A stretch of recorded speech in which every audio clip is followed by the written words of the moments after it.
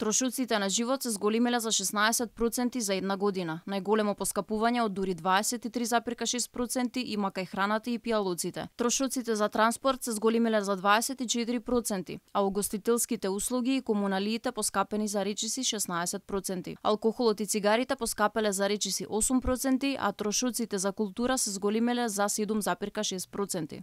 Државната статистика потврди дека основните прехранбени производи стануваат луксуз за многумина. За една година лебот поскапел за дури 36,5%. Овде не влегува последното зголемување од 10 динари во просек кое се случи минатата недела. Во истиот период месото поскапело за 21,4%, млекото, сирењето и јајцата за 23,5%, а маслото за јадење за фантастични 51,9%. Поскапување од 23,3% има кај зеленчукот, а од 3,5% кај овошјето. Буквално во сите ставки кај храната и пијалуците има раст на цените.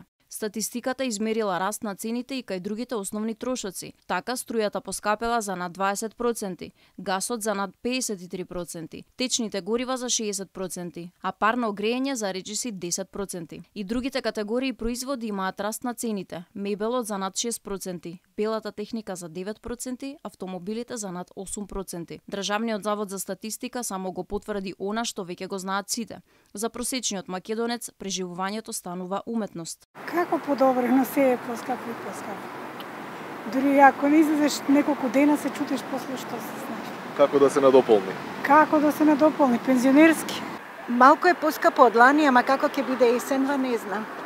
Цените се огромни, платите никако. Ваков раст на основните трошоци за само една година не е забележан од раните 90-ти години, кога во Македонија имаше галопирачка инфлација. Но не само високите цени, туку и недостатокот на одредени производи потсетува на овој тежок период. Изминативе месеци често се случуваше полиците на маркетите да бидат празни, правенствено без масло и брашно.